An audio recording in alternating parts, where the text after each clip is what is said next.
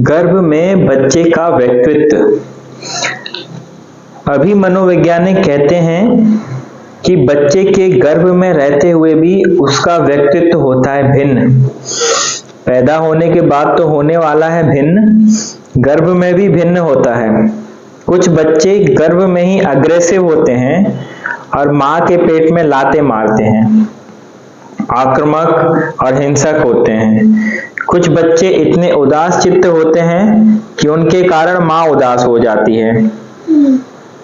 जब बच्चे गर्भ में होते हैं, कुछ बच्चे इतने प्रसन्न व आनंदित होते हैं कि उनके कारण माँ प्रफुल्लित व आनंदित हो जाती है, क्योंकि माँ उनकी तरंगों से आंदोलित होती है।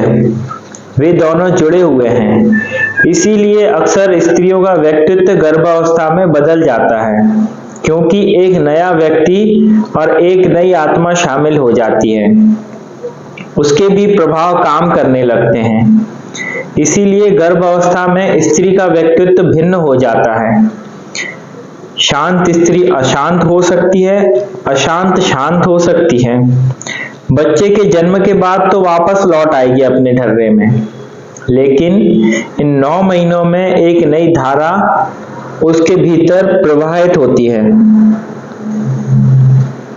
मनोवैज्ञानिक कहते हैं कि पहले ही क्षण से बच्चे का अपना व्यक्तित्व, ये व्यक्तित्व कहाँ से वो लेके आता होगा, पीछे लंबी कथा होनी चाहिए।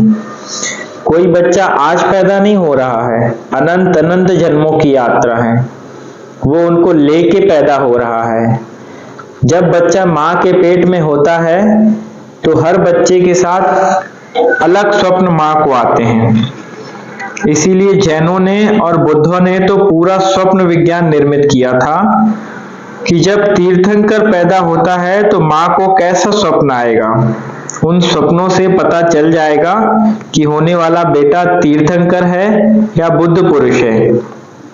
अनेक तीर्थंकर या अनेक बुद्ध पुरुषों की माँ को जो अनुभव हुए और जो स्वप्न आए थे, उनको संग्रहित किया गया और उनको छांट करके एक पूरा विज्ञान बना लिया गया कि जब भी किसी स्त्री को गर्भ की अवस्था में ये स्वप्न आ जाएं तो समझना कि इस तरह की आत्मा भीतर प्रवेश कर गई। उसके प्रभाव से ऐसे स्वप्न आने शुरू होते हैं।